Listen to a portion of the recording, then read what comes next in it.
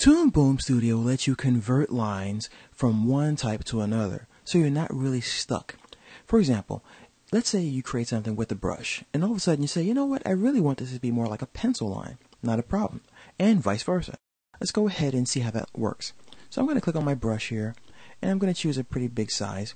And what I'm going to do is just draw out a quick shape like so. Nothing fancy.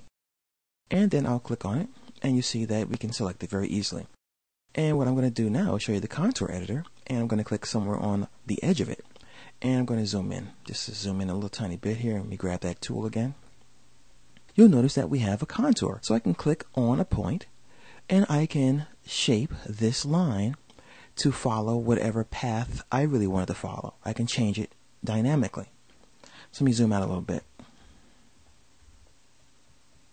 Now, what I can do is I can select this line, and I can go to the Tools menu, and I can choose Extract Center Line.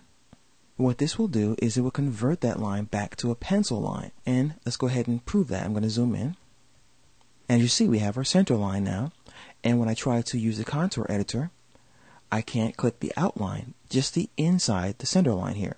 So I can reshape the line still, but not the contours of that line, which is kind of handy.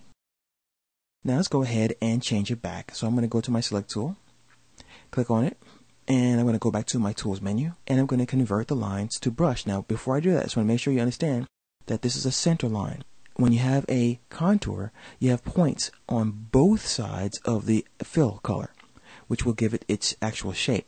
With a pencil line, it's like a pencil in real life. You draw a pencil, and it's really hard to vary the thickness of it when you just have a sharp point.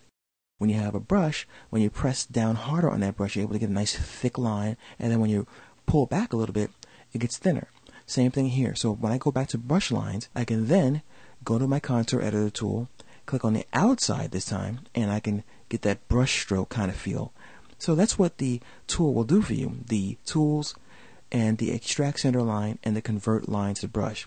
It simply lets you go back and forth between the different types of brush and pencil strokes.